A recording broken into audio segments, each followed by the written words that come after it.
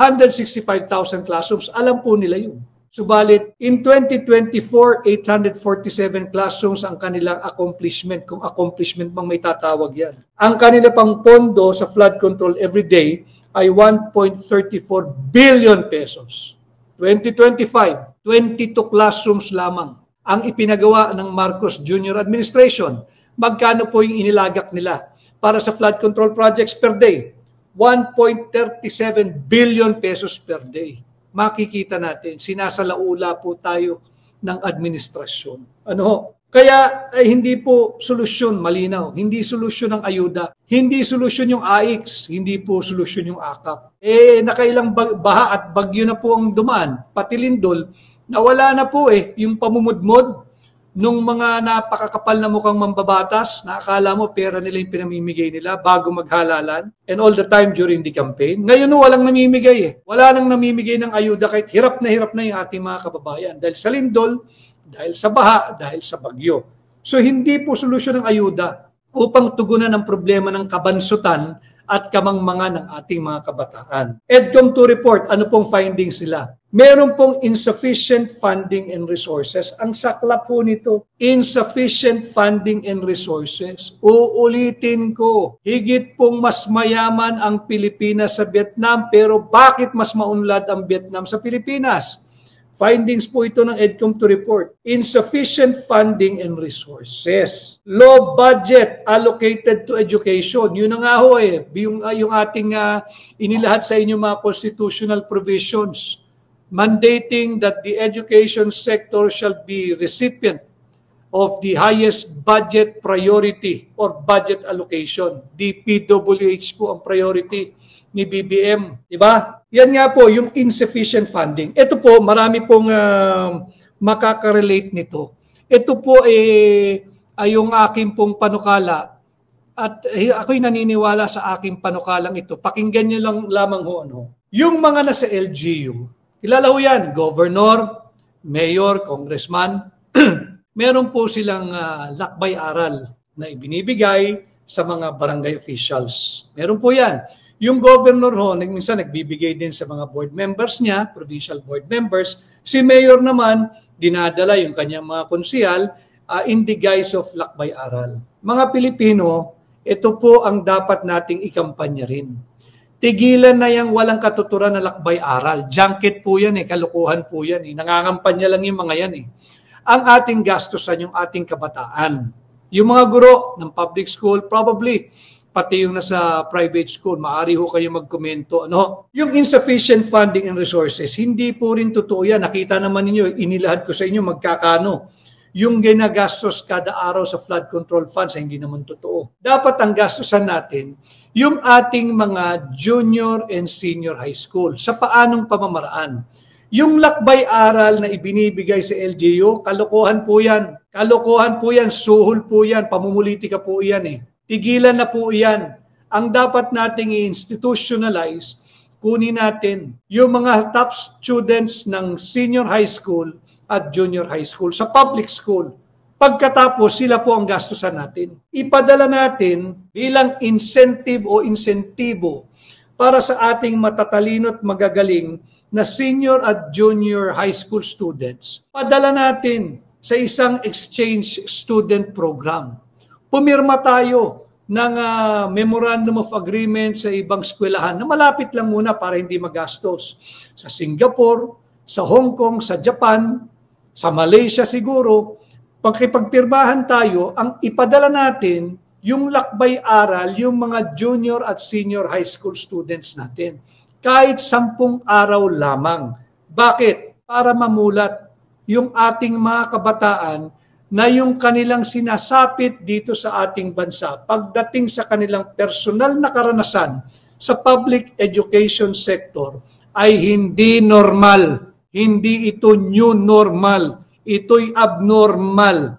Diba? Makita nila na hindi normal yung pasilidad na meron sila. Yung kinamulatan na nila. Mula grade 1, gagraduate ka na lang, ang pasilidad ganun pa rin. Siksikan pa rin kayong daig pa ang sardina sa classroom.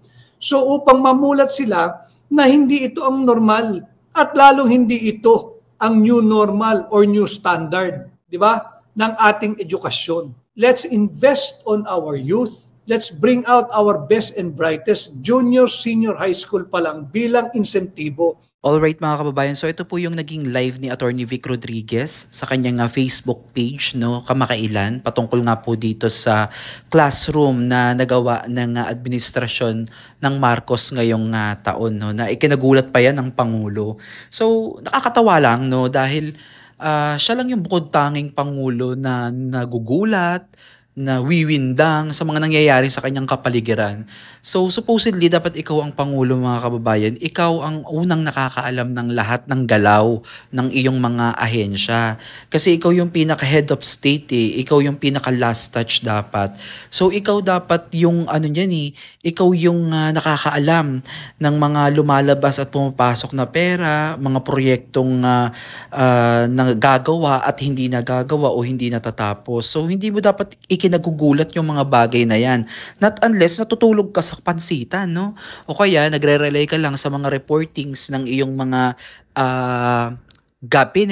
cabinet members or what, mga inappoint mo na mga personalidad dyan sa mga ahensya na yan ng gobyerno. So, doon tayo magkakaroon ng problema. So, in this case naman, sa naging topic po ni Attorney Vic Rodriguez, patungkol nga po dito sa pagbibigay ng incentives sa ating mga mag-aaral, sa mga mahuhusay na mag-aaral. Kasi talagang napakarami naman po talagang mga kabataan ngayon na nag-aaral sa junior at saka sa senior na talagang matatalino, na sana mabigyan ng pagkakataon na bigyan sila o kumbaga puhunanan, mag-invest tayo sa ating mga estudyante.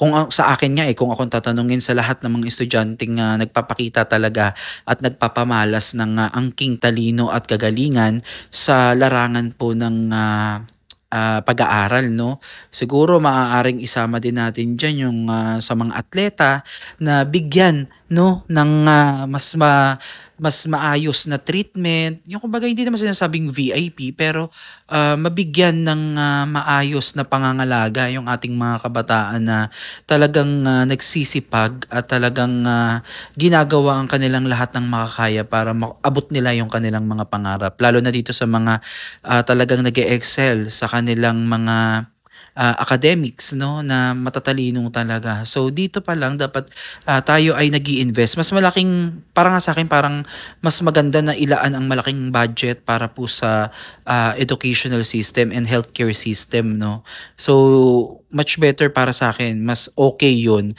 Kasi yun talaga yung mas pangunahing pangangailangan ng ating mga kababayan. Although, syempre sa infrastructure, kinakailangan din yan para masabi talaga na maunlad din ang ating ekonomiya. Kasi infrastructure, maganda din po yan dahil kapag may maganda kang infrastructure, mabilis ang pasok at labas ng negosyo, dahil syempre kung maayos yung kalsada, maayos yung mga highways, so madaling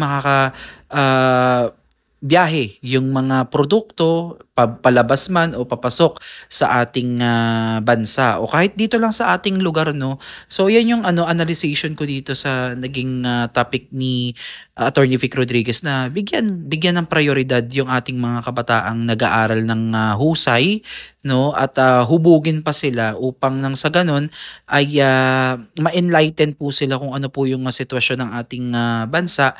At sila po mismo ay magkaroon ng motivation kung ano yung dapat at kinakailangan nilang gawin. Kasi kung sila ay makakapag-aral ng maayos at mabibigyan ng sapat na atensyon at suporta, kagaya niya na ipadala sa ibang bansa, o kahit dito lang sa Pilipinas lang muna, basta suportado, ipakita kung paano pa ma-elevate o paano pa mababago yung sistema ng ating bansa sa pamamagitan po ng edukasyon. So kasi kulang na kulang talaga mga kababayan at salat na salat talaga tayo pagdating sa mga resources, Kasi kung ako maaalala ko mga kababayan, graduate din talaga ako ng elementary and high school na hindi naman ganun kagandahan yung ating mga classroom.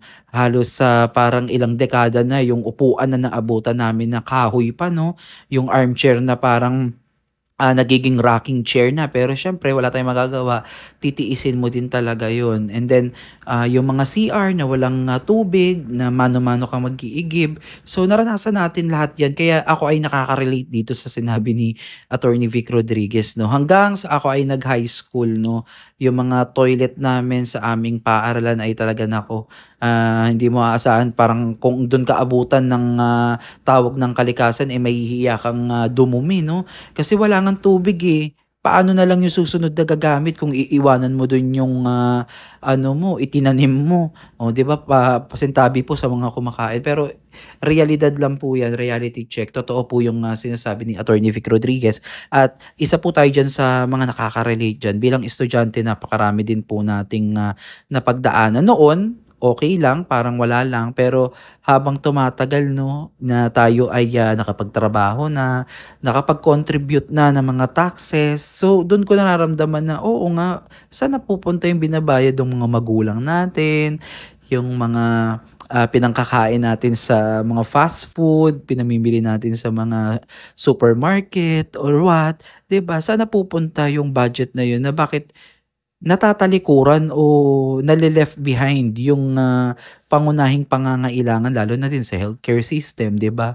So, ilan pa, napakaraming, dapat i-address sa panahon natin ngayon, at, hopefully sa susunod na magiging pangulo ay, mabigyan na ng, kasagutan, 'no?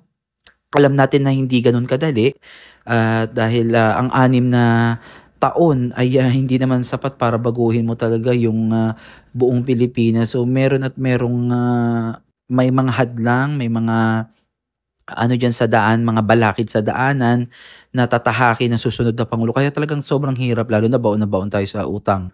Baon na baon ang Pilipinas sa utang. So, napakahirap.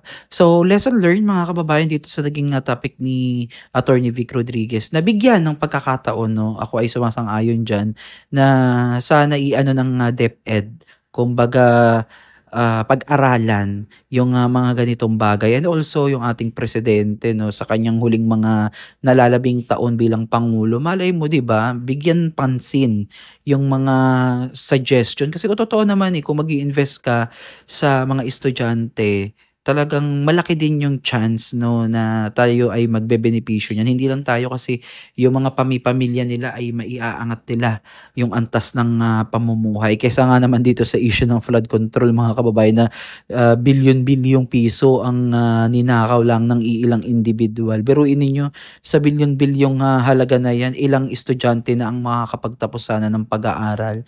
Samantalang maraming, mag-aaral na gustong makapagpatuloy mag-aral, pero dahil nga sa hirap ng buhay at walang, matrikula, pang-tuition, pambaon, eh, talagang nauunsyame yung kanilang, mga pangarap dahil din po sa hirap ng buhay. So again mga kababayan, hanggang dito na lang muna yung ating, reaction video and analyzation, pagbibigay ng sentiments, 'no, dito po sa naging live ni Attorney Vic Rodriguez. At kung gusto niyo panoodin yung kabuuang live, ay bisitahin niyo po ang kanyang Facebook page, ang Attorney Vic Rodriguez, at suportahan niyo po siya, i-follow niyo po yan para marami po kayong matutunan, kasi napakagaling pong abogado nito ni Attorney Vic Rodriguez. Muli, maraming maraming salamat, at God bless po sa inyong lahat.